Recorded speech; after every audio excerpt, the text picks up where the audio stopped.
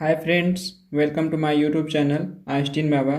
तो आज के इस वीडियो में हम लोग पढ़ेंगे क्लासिफिकेशन ऑफ फ्लूइड्स और टाइप्स ऑफ फ्लूइड्स। ठीक है, फ्लूइड्स कितने प्रकार के होते हैं, उनको किस किस आधार पे कितने भागों में बांटा गया है और उनके साथ साथ उनके क्या एग्जांपल्स हैं, ये सारी चीज़ें हम लोग इस वीडियो में कवर करेंगे। क्योंकि आप लोग कोई भी एग्ज़ाम देंगे, चाहे आपका बोर्ड का ही एग्ज़ाम क्यों ना हो, उसमें ये सारे क्वेश्चन पूछे जाते हैं। उसके बाद आप लोग इंटरव्यू के लिए जाएंगे, कोई IOCL वगैरह का आप एग्ज़ाम देंगे तो वहाँ पे भी इससे क्वेश्चन पूछे जाते हैं। ठीक है, तो इसलिए ये टॉपिक काफ़ी इम्पॉर्टेंट हो जाता है।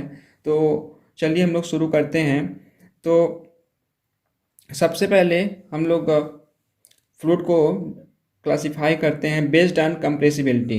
कंप्रेसिबिलिटी के आधार पे हम लोग फ्लूइड्स को दो भाग में डिवाइड करते हैं। पहला है कंप्रेसिबल फ्लूइड। ठीक है, कंप्रेसिबल फ्लूइड क्या होता है? ऐसे फ्लूइड जिन पे हम लोग प्रेशर अप्लाई करने पे उनके वॉल्यूम या डेंसिटी में परिवर्तन होता है, उसे हम लोग कंप्रेसिबल फ्लूइड करते हैं। ठीक है, जैसे आप कोई भी फ्लूइड ले लीजिए, अगर उसको आप कंप्रेस कर रहे हैं, प्रेशर से उसको दबा रहे हैं, तो अगर उसके वॉल्यूम में चेंज होता है और वॉल्यूम में चेंज होगा तो उसके डेंसिटी में भी चेंज होगा। ठीक है, तो ऐसे फ्लूइड्स को हम लोग बोलते हैं कंप्रेसिबल फ्लूइड। ठीक है, तो जो भी गैसें होती हैं, या हवा हुआ, एयर है, और जैसे ऑक्सीजन गैस हुआ, नाइट्रोजन गैस हुआ, हाइड्रोजन गैस हुआ, तो इनको हम लोग कंप्रेस करके इनको हम लोग इनके वॉल्यूम को कम कर सकते हैं। ठीक है, मतलब इनका जो वॉल्यूम है वो प्रेशर पे डिपेंड करता है। तो ऐसे फ्लूइड को हम लोग बोलेंगे क्या? Compressible fluid. ठीक है, अब इसके जस्ट अपोजिट है इसका दूसरा इनकम्प्रेसिबल फ्लूइड। तो ऐसे फ्लूइड जिस पर हम लोग प्रेशर अप्लाई करने पे उसके आयतन में कोई परिवर्तन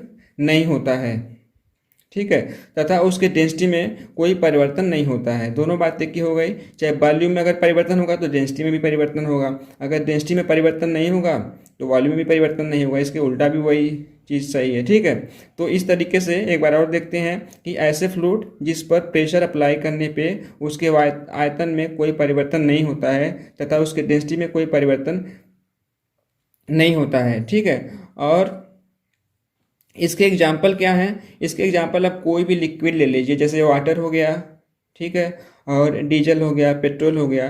तो ये सब जो फ्लूइड्स हैं इनको हम लोग बोलते हैं इनकम्प्रेसिबल फ्लूइड, क्योंकि इन पे हम लोग कितना भी प्रेशर लगाएं इनके वॉल्यूम में चेंज नहीं होता है। ठीक, अगर होता भी है तो बहुत ही कम होता है, जिसको हम लोग निग्लेजिबल मान लेते हैं। ठीक है, तो ये तो हो गया इनकम्प्रेसिबल फ्लूइड और कंप्रेसिबल फ्लूइड। इनको हम लोग ग्राफ के साथ समझ सकते हैं। आप लोग एग्जाम में ग्राफ बनाएंगे तो अच्छा नंबर मिलेगा। तो ये जो पहला ग्राफ है, प्रेशर है, वाई अक्ष पे मैंने प्रेशर लिया हुआ है और एक्स अक्ष पे मैंने वॉल्यूम लिया है। ठीक है, तो देख रहे हैं कि जब प्रेशर का मान मैक्सिमम है, यहाँ पे जब प्रेशर का मान मैक्सिमम है, लेकिन जैसे जैसे प्रेशर का मान हम लोग कम करते जा रहे हैं, देख रहे हैं कि वॉल्यूम क्या है इसका बढ़ते जा रहा है यहाँ पे। ठीक है, तो ये किसका एग्जाम्पल हो गया? कंप्रेसिबल फ्लूइड का। ठीक है, कि जो वॉल्यूम है वो प्रेशर पे डिपेंड कर रहा है। इसके अपोजिट देखेंगे हम लोग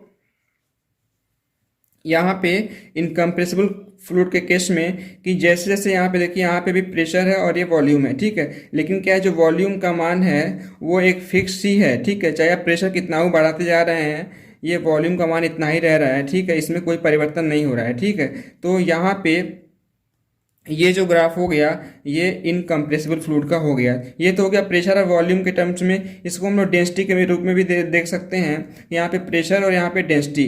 ठीक है, तो यहाँ पे देख रहे हैं कि प्रेशर बढ़ाने के साथ जैसे जैसे प्रेशर बढ़ा रहे हैं, यहाँ पे जैसे जैसे प्रेशर बढ़ा रहे हैं, यहाँ पे देखें डेंसिटी का मान भी बढ़ते जा रहा है। ठीक है, तो इस तरीके से ये हो गया आपका कंप्रेसिबल फ्लूइड। ठीक है, और इसके बगल में ही है इसका दूसरा इनकम्प्रेसिबल फ्लूइड का जो ग्राफ है। यहाँ पे प्रेशर देखिए वाई एक्सिस पे, और एक्स एक्सिस पे क्या है? डेंसिटी है। तो यहाँ पे डेंसिटी का मान भी देखिए एक पर्टिकुलर पॉइंट पे जाके जो भी फ्लूइड की डेंसिटी होगी वहीं से आप प्रेशर कितना भी लगाएं, लेकिन ये डेंसिटी का मान क्या होता है? चेंज नहीं होता है। ये देखिए यहाँ पे एक वर्टिकल लाइन जो वाई एक्स के पैरेलल है, इसका मतलब ये है कि जो वाई का वैल्यू है वो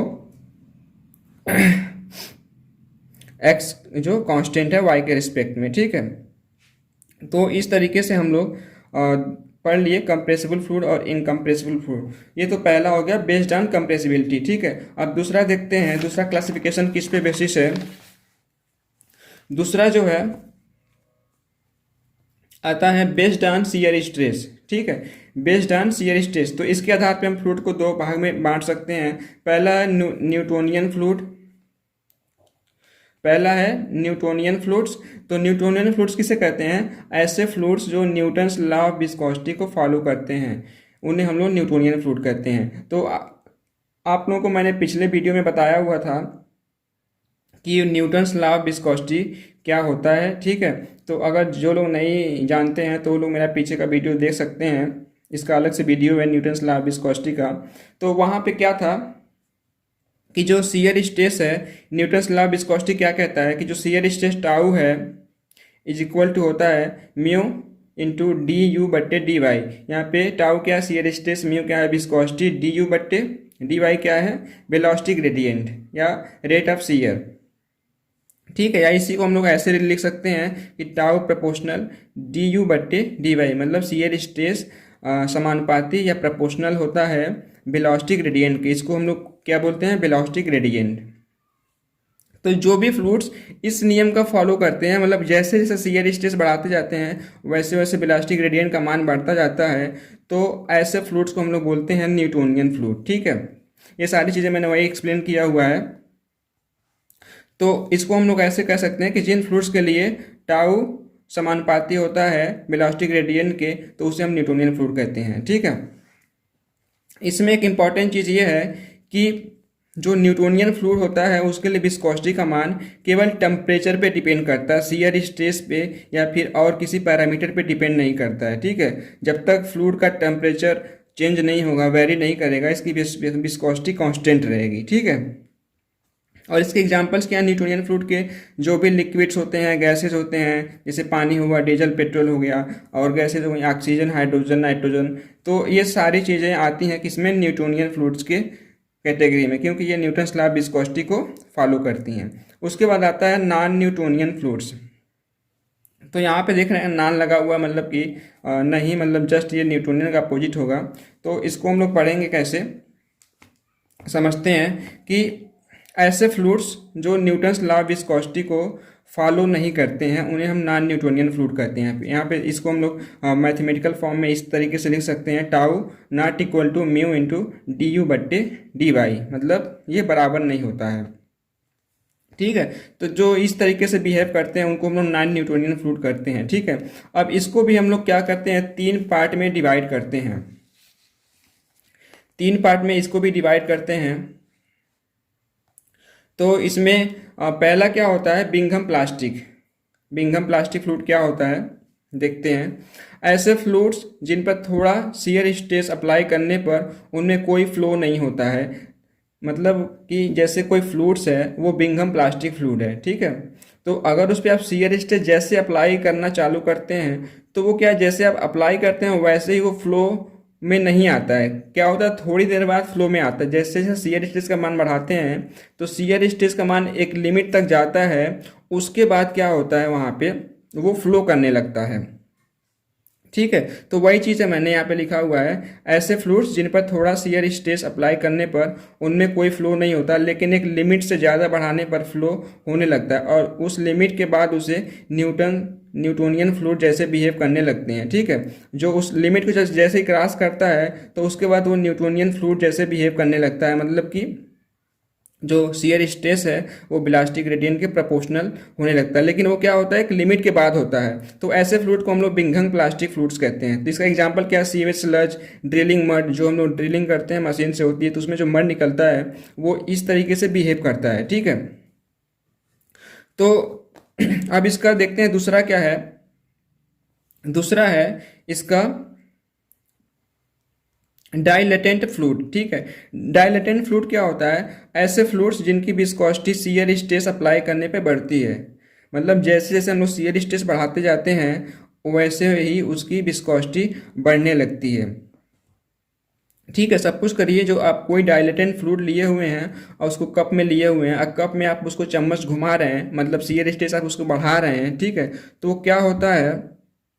उसकी विस्कोसिटी बढ़ने लगती है, मतलब कि वो और गाढ़ा होने लगता है। जैसे उसमें आप कप में आप फ्लूइड को लेके घुमाएंगे चम्मच से, उसमें मतलब शियर स्ट्रेस से उसको शियर स्ट्रेस उस पर लगाएंगे तो वो और सॉलिड होने लगता है, ठीक है। तो ऐसे फ्लूइड बहुत नेचर में बहुत रेयर होते हैं, ठीक है।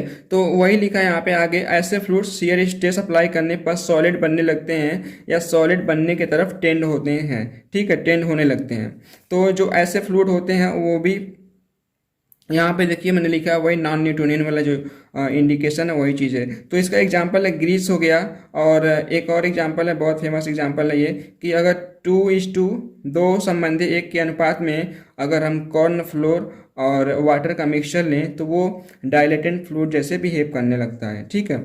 उसके बाद इसको हम लोग क्या कहते हैं, इसको हम लोग, इसका दूसरा नाम भी है, इसे सीयर थिकनिंग फ्लूइड्स भी कहते हैं। Shear thickening fluids, thickening means गाढ़ा, ठीक है। मतलब जैसे जैसे उसमें सीयर स्ट्रेस बढ़ा रहे हैं तो वो फ्लूइड और गाढ़ा होने लगता है, तो इसको हम लोग सीयर थिकनिंग फ्लूइड्स भी कहते हैं, ठीक है।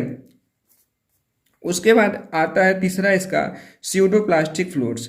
स्यूडोप्लास्टिक जस्ट इसका उल्टा है कि शियर स्ट्रेस जैसे जैसे हम लोग बढ़ाते जाते हैं इसमें विस्कोसिटी का मान क्या होता है, कम होने लगता है, ठीक है। और इसे शियर थिनिंग फ्लूइड्स कहते हैं। इसको क्या कह रहे थे हम लोग, डायलेटेंट वाले को शियर थिकनिंग फ्लूइड्स, और इसको क्या कर रहे हैं, शियर थिनिंग फ्लूइड्स। मतलब कि नाम से ही स्पष्ट है, शियर थिनिंग्स मतलब कि शियर जैसे जैसे हम लोग बढ़ाते हैं शियर स्ट्रेस, इसका जो है ये विस्कोसिटी और कम होने लगती है, फ्लूइड और पतला होने लगता है, ठीक है।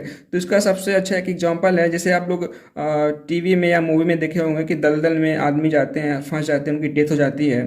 तो वो ऐसे ही है, शुरू में तो वो दिखता है कि पूरा सॉलिड है, लेकिन जैसे उसमें आदमी जाता है तो थोड़ा सा धंसता है, फिर वो छटपटाने लगता है, हाथ पाँव मारता है। तो जितना ही वो हाथ पाँव मारता है मतलब उतना ही वो शियर स्ट्रेस लगाता है, ठीक है, और उसकी विस्कोसिटी कम होने लगती है, इसलिए वो और धंसने लगता है, बाद में फिर वो अपना डूब के वो उसकी डेथ हो जाती है। उसका एक और एग्जाम्पल है क्विक सैंड। क्विक सैंड भी इसी तरीके का बिहेव करता है। और क्विक सैंड क्या होता है कि आप पानी में थोड़ा ज़्यादा मात्रा में सैंड डालें, उसको आप स्टीयर करें तो वो क्विक सैंड बन जाता है, ठीक है। जल्दी से उसको स्टीयर करना पड़ता है, इसलिए इसका नाम भी क्विक सैंड हो गया है। तो वो भी कुछ इसी तरीके का भी हेल्प करता है, ठीक है। इसको हम लोग ग्राफ के सहायता समझते हैं। ये तो हो गया आप थियरी पार्ट, थोड़ा सा ग्राफ के सहायता से देखते हैं। आप लोग जरूरी चीज़ ये है कि आप लोग एग्जाम में जब भी लिखें तो ग्राफ जरूर बनाएं, ठीक है। तो यहाँ पे हम लोग सबसे पहले देखते हैं न्यूटोनियन फ्लूइड का। ये न्यूटोनियन फ्लूइड का ग्राफ है। वाई एक्स एक्सिस पे मैंने लिया है वेलोसिटी ग्रेडियंट को, डी यू बट्टे डी वाई वेलोसिटी ग्रेडियंट है, इसको लिया हुआ है मैंने। और वाई एक्सिस पे टाउ मतलब शियर स्ट्रेस को लिया हुआ है। तो देख रहे हैं कि दोनों के बीच जो ग्राफ बनना है वो एक सीधी रेखा बनना है, मतलब कि जिस रेट से ये बढ़ रहा है उसी रेट से ये भी बढ़ रहा है, ठीक है। इसलिए क्या है, एक सीधी लाइन आई है। तो ये जो किसको रिप्रेजेंट कर रहा है, न्यूटोनियन फ्लूइड को। उसके बाद आता है ये दूसरा इसका जो है नॉन न्यूटोनियन फ्लूइड। तो नॉन न्यूटोनियन फ्लूइड में हम लोग सबसे पहले क्या पढ़े थे, बिंघम प्लास्टिक। तो बिंघम प्लास्टिक देख रहे हैं कि ये यहाँ से सीधी लाइन आ रहा है, जबकि न्यूटोनियन फ्लूइड का क्या था, वो जीरो से यहीं से शुरू हो गया था वो, ठीक है। तो इसमें जो इतना वाला पार्ट है यहाँ से यहाँ तक जो शियर स्ट्रेस लगाया है यहाँ पे, जीरो से जैसे शियर स्ट्रेस लगाना चालू किया तो ऐसे लगाते गए अभी तक कोई फ्लो नहीं होगा उसमें, ठीक है। लेकिन जब यहाँ पहुँच गए, इस पॉइंट पे पहुँच गए, इसके बाद जब शियर स्ट्रेस लगाएंगे तो इस टाइप के फ्लूइड्स में फ्लो होना चालू होने लगता है, ठीक है। तो जो यहाँ तक का जो शियर स्ट्रेस होता है उसको हम लोग बोलते हैं यील्ड शियर, ठीक है। क्या, यील्ड शियर। उसके बाद इसका आता है डायलेटेंट फ्लूइड। डायलेटेंट का देखिए ग्राफ ऐसे कुछ बना हुआ है। शुरू में तो थोड़ा सीधा गया है, लेकिन बाद में क्या हुआ, थोड़ा कर्व हो गया है, ठीक है, वक्री हो गया है। और जो इसका वक्र है वाई एक्सिस की तरफ है। इसका मतलब यह है कि टाउ टाउ के साथ डी यू बट्टे डी वाई का मान बढ़ तो रहा है, मतलब शियर स्ट्रेस के साथ वेलोसिटी ग्रेडियंट का मान बढ़ तो रहा है, लेकिन क्या है, धीरे धीरे ये इसका जो बढ़ने का रेट है इस क्वांटिटी का धीरे धीरे क्या हो रहा है, कम होते जा रहा है, ठीक है। तो ये चीज़ हो गया क्या, डायलेटेंट फ्लूइड। इस तरीके का कोई ग्राफ अगर दिखे आपको तो आप लोग समझ जाना कि वो डायलेटेंट फ्लूइड का ग्राफ है। उसके बाद आता है स्यूडोप्लास्टिक। इसका जस्ट अपोजिट है। स्यूडोप्लास्टिक में क्या है, टाउ शियर स्ट्रेस के साथ डी यू बट्टे डी वाई, मतलब शियर स्ट्रेस के साथ वेलोसिटी ग्रेडियंट का मान बढ़ तो रहा है, लेकिन देख रहे हैं कि ये एक्स एक्सिस की तरफ मतलब कि वेलोसिटी ग्रेडियंट की तरफ झुका हुआ है। इसका मतलब है ये है कि शियर स्ट्रेस जैसे जैसे बढ़ रहा है उसी उसके साथ ये भी बढ़ रहा है, लेकिन जो इसके बढ़ने का रेट है थोड़ा इसके कंपेयर में ये ज़्यादा तेज़ी से बढ़ रहा है। ठीक है, तो ये हो गया इसका ग्राफिकल रिप्रेजेंटेशन और इसका एग्जांपल भी हो गया। अब देखते हैं अगला क्लासिफिकेशन किस बेस्ड पे है। ठीक है, तो ये सारी चीज़ें वही हैं। अब तीसरा है कि based on theoretical and practical behaviour, जो फ्लूइड का बिहेवियर है उसके आधार पे थ्योरेटिकल और प्रैक्टिकल जो बिहेवियर है उसके आधार पे फ्लूइड्स को डिवाइड किया गया है। तो पहला आता है आइडियल फ्लूइड्स, नाम से स्पष्ट है, इसको हम लोग परफेक्ट फ्लूइड भी कहते हैं। तो ऐसा फ्लूइड्स जिसका सरफेस टेंशन विस्कोसिटी जीरो हो और साथ ही साथ इनकम्प्रेसिबल हो, मतलब कि ऐसा कोई भी फ्लूइड्स जिसका सरफेस टेंशन जीरो हो, विस्कोसिटी जीरो हो और उसको हम लोग कंप्रेस नहीं कर सकें, मतलब इनकम्प्रेसिबल हो, तो उसे हम लोग बोलते हैं आइडियल फ्लूइड या परफेक्ट फ्लूइड। ठीक है, इसमें नोट में मैंने लिखा है कि एक इम्पॉर्टेंट चीज़ है, काफ़ी एग्जाम में पूछ देगा ये आप लोगों को, तो मिस हो जाएगा, तो इसको आप लोग यहाँ पे ध्यान देंगे कि जो आइडियल फ्लूइड की जो बल्क मॉडुलस होती है वो इनफाइनाइट होती है। ठीक है, क्योंकि यहाँ पे इसको इनकम्प्रेसिबल है ना, इसको दबा नहीं सकते हम लोग, कंप्रेस नहीं कर सकते। तो जिस चीज़ को हम लोग कंप्रेस नहीं कर सकते उसकी जो बल्क मॉडुलस होती है इनफाइनाइट होती है, जैसे कि सॉलिड।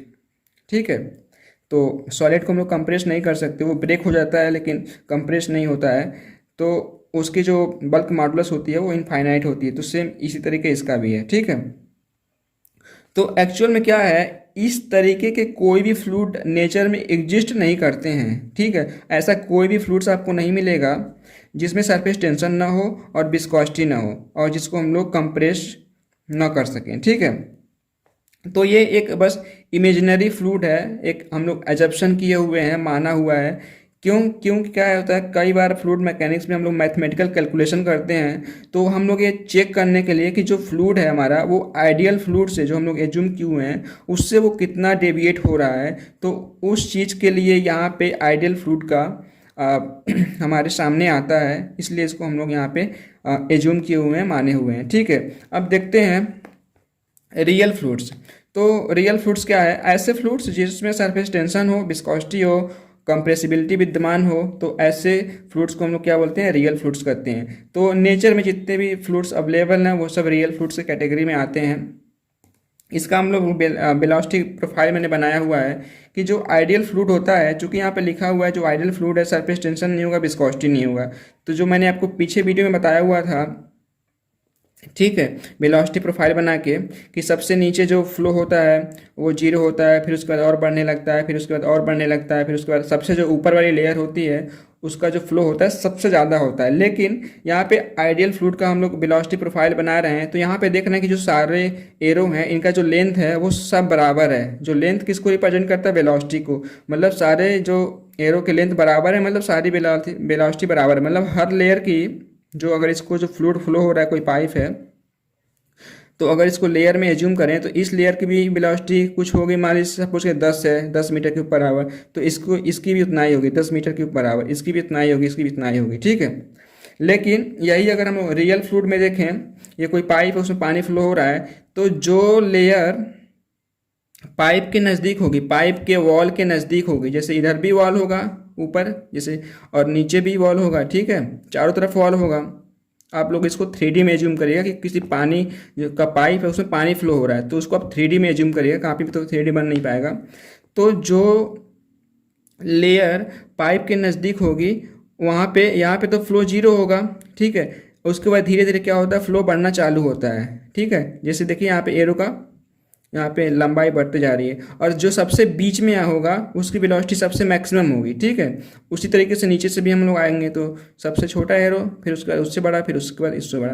तो ये जो वेलोसिटी प्रोफाइल है ये रियल फ्लूइड का है। ठीक है, तो उम्मीद करता हूँ आप लोगों को ये समझ में आ रहा होगा। किसी को अगर नहीं समझ में आता तो आप लोग पूछ लीजिएगा कमेंट बॉक्स में। ठीक है, अब देखते हैं अगला क्या है, based on time dependency of viscosity, मतलब जो विस्कोसिटी है वो टाइम पे डिपेंड कर रहा है कि नहीं कर रहा है, उसके बेसिस पे हम लोग फ्लूइड को क्लासिफाई करते हैं। तो इसके बेसिस पे जो फ्लूइड्स को हम लोग डिवाइड किए हैं, क्लासिफाई किए हैं, दो पार्ट में किए हैं। पहला है टाइम डिपेंडेंट फ्लूइड और एक होता है टाइम इंडिपेंडेंट फ्लूइड। तो टाइम डिपेंडेंट फ्लूइड क्या होता है, इसको देखते हैं कि ऐसे फ्लूइड्स जिनकी विस्कोसिटी केवल शियर स्ट्रेस पर ही नहीं बल्कि इस बात पर भी डिपेंड करता है कि शियर स्ट्रेस कितने समय के लिए लगाया गया है। अर्थात ऐसे फ्लूइड्स जिनका विस्कोसिटी का मान टाइम पर भी डिपेंड करता है उसे हम लोग टाइम डिपेंडेंट फ्लूइड कहते हैं। ठीक है, अब टाइम डिपेंडेंट फ्लूइड्स भी दो प्रकार के होते हैं। इसमें थिक्सोट्रॉपिक फ्लूइड्स, ऐसे फ्लूइड्स जिस पर शियर स्ट्रेस अप्लाई करने पर और समय के साथ विस्कोसिटी का मान कम होने लगता है, ऐसे फ्लूइड्स को हम लोग शियर थिनिंग फ्लूइड्स भी कहते हैं। ठीक है, इसका दो नाम है, थिक्सोट्रॉपिक फ्लूइड्स और शियर थिनिंग फ्लूइड्स। ठीक है, तो ऐसे फ्लूइड जिस पर शियर स्ट्रेस अप्लाई करने पर समय के साथ, शियर स्ट्रेस तो हम लोग अप्लाई कर ही रहे हैं, लेकिन अगर सपोज करिए हम लोग एक फिक्स शियर स्ट्रेस लगा रहे हैं, इससे मान लीजिए आप 4 पास्कल का या 5 पास्कल का आप शियर स्ट्रेस लगा रहे हैं और उसी से आप उसी रेट से घुमा रहे हैं, अब उससे ज़्यादा शियर स्ट्रेस नहीं लगा रहे हैं। लेकिन अगर आप कितनी देर तक लगा रहे हैं उसके बाद उस पर क्या होता है, उसकी विस्कोसिटी कम होने लगती है। जो अदर फ्लूइड्स होते हैं, अगर आप जब तक आप शियर स्ट्रेस का मान बढ़ाएंगे नहीं, मतलब अगर 4 पास्कल है, अगर 4 पास्कल से कम नहीं करेंगे या ज़्यादा नहीं करेंगे तो उसका जो विस्कोसिटी है उसका मान नहीं चेंज होता। लेकिन इस वाले फ्लूइड्स में क्या है कि इस वाले फ्लूइड्स में अगर आप 4 पास्कल का, सपोज करिए 4 पास्कल का आप किसी कप में फ्लूइड है, उसमें आप 4 पास्कल का शियर स्ट्रेस लगा रहे हैं चम्मच से घुमा के। ठीक है, तो कितनी देर तक घुमा रहे हैं, जितनी देर तक घुमाएंगे उसमें क्या है, इसकी विस्कोसिटी कम होने लगती है। ठीक है, तो ऐसे फ्लूइड्स को हम लोग बोलते हैं थिक्सोट्रॉपिक फ्लूइड्स या शियर थिनिंग फ्लूइड्स। ठीक है, तो इसके एग्जांपल्स हैं साइटोप्लाज्म है, सिनोवियल फ्लूइड्स है, जो हम लोगों के शरीर में जो जॉइंट्स होते हैं, जॉइंट्स के बीच में ये फ्लूइड्स पाया जाता है। उसके बाद में है कुछ रेजिन्स होते हैं, क्लेज होते हैं, जो मिट्टी होती है, चिकनी मिट्टी उस टाइप की, और ह्यूमन सीमेंस है, जो ह्यूमन का वीर्य होता है वो, सम पेंट्स, इंक्स एटसेट्रा, और डिटर्जेंट भी कुछ इस तरीके के बिहेव करते हैं। तो ये कुछ एग्जांपल्स हो गए और इसका एक डेफिनेशन हो गया। ठीक है, अब देखते हैं इसका दूसरा भाई क्या है। इसका दूसरा है कि रियोपेक्टिक फ्लूइड्स, ऐसे फ्लूइड्स, जस्ट इसका अपोजिट है ये, ऐसे फ्लूइड जिस पर शियर स्ट्रेस अप्लाई करने पे और समय के साथ विस्कोसिटी का मान बढ़ने लगता है। ठीक है, मतलब आप जो हम लोग एग्जांपल ये देख, किसी कप में आप ये वाला फ्लूइड लिए हुए हैं, रियोपेक्टिक फ्लूइड लिए हुए हैं, और सपोज करिए आप 4 पास्कल का आप शियर स्ट्रेस लगा रहे हैं, तो क्या होता है, जैसे जैसे घुमाएंगे आप, ठीक है, आप जितनी देर तक घुमाएंगे उसी पे अगर आप 4 न्यूटन से आप बढ़ा भी नहीं रहे हैं, फिर भी क्या होता है, टाइम के साथ में विस्कोसिटी का मान बढ़ने लगता है। ठीक है, आप यहाँ पे देख रहे हैं कि 4 जो पास्कल है वो 4 पास्कल ही है। ठीक है, 5 हम नहीं कर रहे हैं, 6 नहीं कर रहे हैं, लेकिन क्या टाइम बस बढ़ रहा है, मतलब देरी तक घुमा रहे हैं, तो इसमें क्या, इसका विस्कोसिटी का मान है बढ़ने लगता है। तो जो इस तरीके से बिहेव करते हैं फ्लूइड्स, इस प्रकार के फ्लूइड्स को हम लोग क्या कहते हैं, शियर थिकनिंग फ्लूइड्स भी कहते हैं और रियोपेक्टिक फ्लूइड्स तो कहते हैं इसको। ठीक है, तो इसके एग्जाम्पल से क्या है, जिप्सम पेस्ट होता है, जिप्सम आप लोगों ने सुना होगा। ठीक है, उसके बाद कुछ प्रिंटर के इंक्स होते हैं, ये भी ऐसे ही बिहेव होते हैं, लुब्रिकेंट्स होते हैं, ये भी ऐसे ही बिहेव करते हैं। इसका जो एक ग्राफ है, एक ग्राफ का रिप्रेजेंटेशन है। ये ग्राफ तो काफ़ी इंपॉर्टेंट, जब तक आप लोग एग्जाम में ग्राफ नहीं बनाएंगे आप लोग को नंबर अच्छा नहीं मिलेगा। ठीक है, तो ये मैंने एक्स एक्सिस पे टाइम को लिया है, ठीक है, और वाई एक्सिस पे विस्कोसिटी को लिया है। तो सबसे पहले हम लोगों ने क्या पढ़ा था, थिक्सोट्रॉपिक। तो थिक्सोट्रॉपिक पे ये क्या है कि कोई फ्लूइड होगा, उसकी कोई ना कोई तो कांस्टेंट विस्कोसिटी होगी। ठीक है, उसके बाद क्या है, जब हम लोग शियर स्ट्रेस अप्लाई किए, ठीक है, कोई फिक्स शियर स्ट्रेस से अप्लाई उसमें घुमा रहे हैं चम्मच से, सपोज कर लिए आप किसी कप में वो फ्लूइड लिए हुए हैं और किसी फिक्स शियर स्ट्रेस से उसमें चम्मच घुमा रहे हैं, तो होगा क्या, टाइम के साथ देखते हैं कि जो उसकी विस्कोसिटी है वो कम होने लगती है। जो ये ग्राफ रिप्रेजेंट कर रहा है, देखिए धीरे धीरे क्या है, ये ऊपर से कम होते होते टाइम के साथ ये नीचे हो गया। मतलब कि जो फ्लूइड पहले बहुत गाढ़ा था, धीरे धीरे धीरे धीरे वो पतला होने लगता है। ठीक है, समय के साथ। और जस्ट इसके अपोजिट है जो रियोपेक्टिक फ्लूइड्स है, मतलब शियर थिकनिंग फ्लूइड्स, उसकी शुरू में क्या थी, कुछ विस्कोसिटी थी। ठीक है, जब उस पर शियर स्ट्रेस अप्लाई किए उसके बाद क्या हुआ, टाइम के साथ में धीरे धीरे क्या होता है, वो उसकी जो विस्कोसिटी होती है वो बढ़ने लगती है। देखिए रेड वाला जो ग्राफ दिखा रहा है ये विस्कोसिटी बढ़ने का दिखा रहा है टाइम के साथ में। तो इस तरीके से जो बिहेव करते हैं उसको हम लोग रियोपेक्टिक फ्रूट्स कहते हैं। तो ये ग्राफ आप लोग एग्जाम में जरूर बनाइएगा। अब अगला देखते हैं क्या क्लासिफिकेशन है इसका। अगला क्लासिफिकेशन है टाइम इंडिपेंडेंट फ्लो। ठीक है, ये तो जो दो फ्रूट्स हम पढ़े क्या था यहाँ पे थिक्सो टाइम डिपेंडेंट फ्रूट्स में क्या पढ़े हम लोग, थिक्सोट्रॉपिक फ्रूट्स पढ़े और रियोपेक्टिक फ्रूट्स पढ़े। ये तो टाइम डिपेंडेंट फ्रूट्स हो गए। अब इसी का दूसरा पार्ट है जो टाइम इंडिपेंडेंट फ्रूट्स था, उसका देखते हैं क्या है कि इसमें क्या है। टाइम इंडिपेंडेंट फ्रूट्स में ऐसे फ्रूट्स जिनकी विस्कोसिटी अर्थात ऐसे फ्रूट्स जिनकी विस्कोसिटी समय पर डिपेंड नहीं करती, अर्थात इस बात पर डिपेंड नहीं करता है कि शियर स्ट्रेस कितनी देर तक अप्लाई किया गया है, केवल शियर स्ट्रेस के क्वांटिटी पे डिपेंड करता है। मतलब शियर स्ट्रेस जितना ही ज़्यादा लगाएंगे उतना ही ज़्यादा उसकी विस्कोसिटी पे वो फर्क डालेगा। ठीक है, लेकिन टाइम पे डिपेंड नहीं करता है। जैसे हम लोग पिछले वाले में देखे कि उस पर टाइम पे डिपेंड कर रहा था, लेकिन यहाँ पे शियर स्ट्रेस के क्वांटिटी पे ही बस डिपेंड, ये क्वांटिटी है कि E2I। ठीक है, तो केवल शियर स्ट्रेस के क्वांटिटी पे ही डिपेंड करता है, टाइम पे डिपेंड नहीं करता है। तो ऐसे फ्लूइड्स को हम लोग बोलते हैं टाइम इंडिपेंडेंट फ्लूइड। ये फ्लूइड है FLUID। ठीक है, उसके बाद यहाँ पे जो टाइम इंडिपेंडेंट फ्रूट्स होते हैं जो हम लोग पीछे पढ़े हैं, बिंघम प्लास्टिक, डायलेटेंट फ्रूट्स और स्यूडोप्लास्टिक फ्रूट, तो जो हैं वो इसी कैटेगरी में आते हैं। इनका जो होता है विस्कोसिटी का मान, ऐसे फ्रूट्स के जो विस्कोसिटी का मान होता है वो टाइम इंडिपेंडेंट होता है, टाइम पे डिपेंड नहीं होता है। तो यहाँ से बिंघम प्लास्टिक, डायलेटेंट फ्रूट्स और स्यूडोप्लास्टिक जो है वो टाइम इंडिपेंडेंट फ्रूट होते हैं। ठीक है, टाइम इंडिपेंडेंट फ्रूट्स। उसके बाद